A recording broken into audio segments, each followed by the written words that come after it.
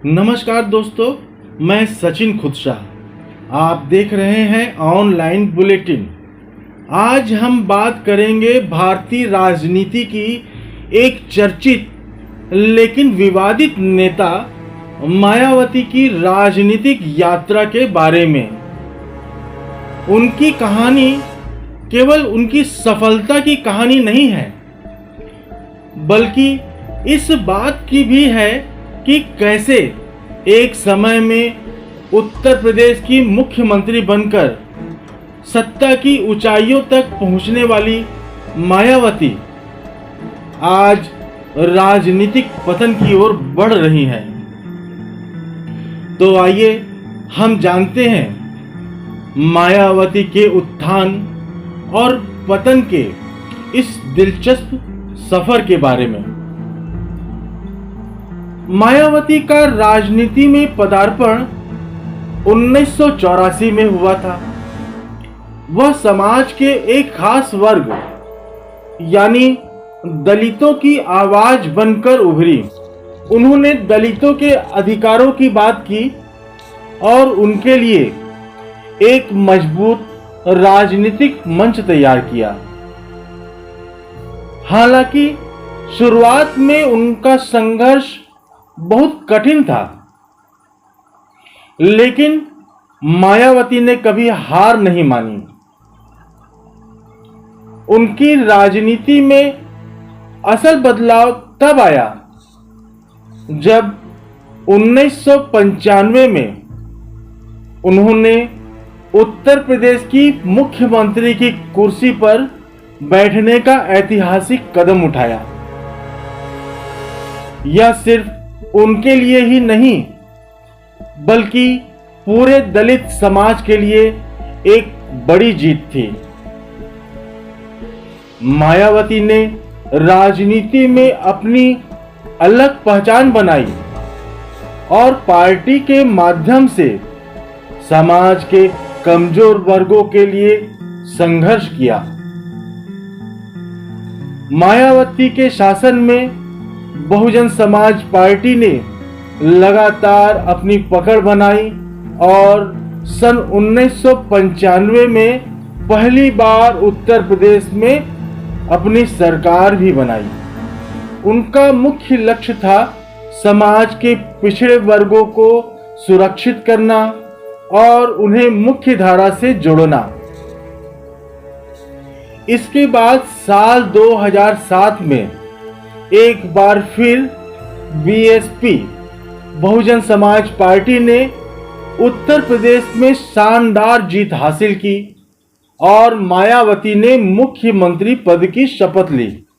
इस चुनाव में मायावती ने एक ऐतिहासिक जीत दर्ज की, जिसमें उनकी पार्टी बहुजन समाज पार्टी ने लगभग 206 सीटों पर कब्जा किया। यह एक बड़े राजनीतिक परिवर्तन का प्रतीक था।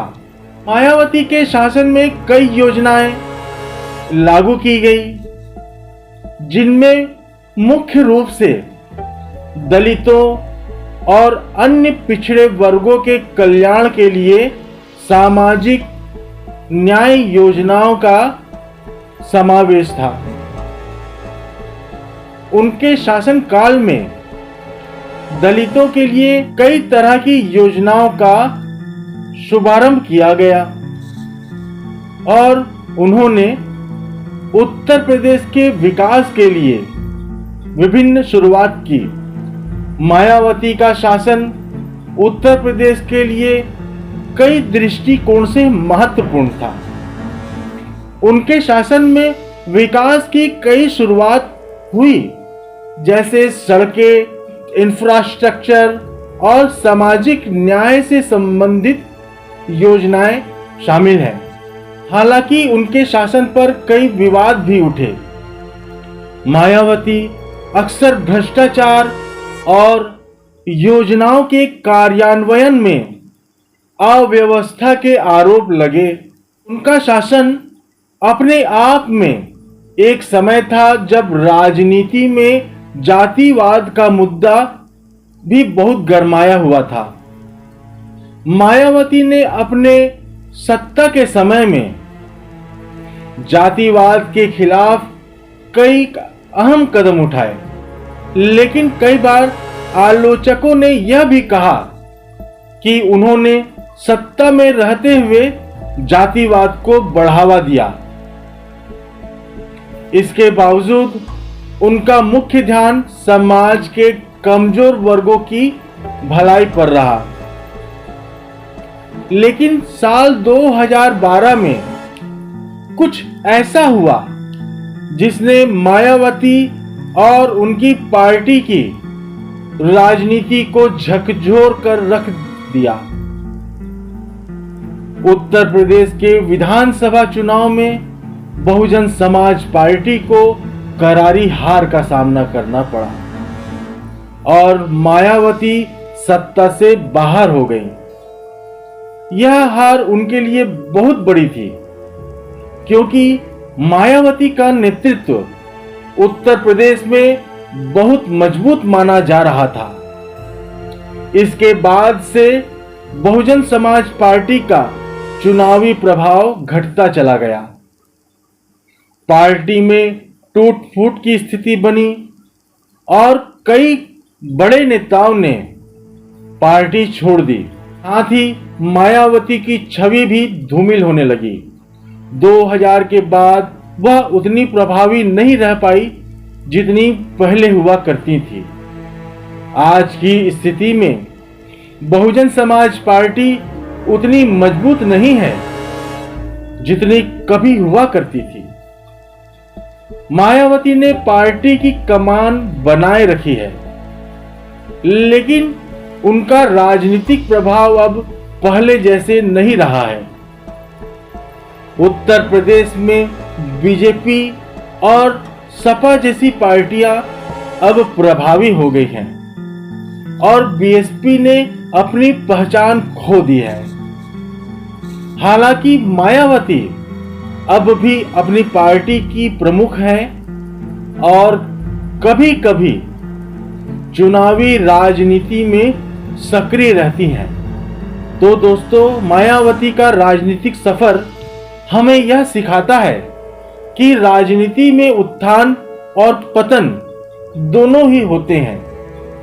जब आप सत्ता की ऊंचाइयों को छूते हैं तो आपको बहुत सी चुनौतियों का सामना भी करना पड़ता है। मायावती का सफर इस बात का बड़ा उदाहरण है कि राजनीति में सफलता और विफलता दोनों ही एक सिक्के के दो पहलू हैं। आज हम उनके उत्थान और पतन से बहुत कुछ सीख सकते हैं। उनके संघर्ष और योगदान को नजरअंदाज नहीं किया जा सकता, लेकिन उनका पतन भी यह बताता है कि राजनीति में सतत परिवर्तन की आवश्यकता होती है। आशा है कि आपको यह वीडियो पसंद आया होगा। अगर आपको यह वीडियो अच्छा लगा हो तो कृपया इसे लाइक और सब्सक्राइब करें और चैनल को सब्सक्राइब करना ना भूलें। धन्यवाद।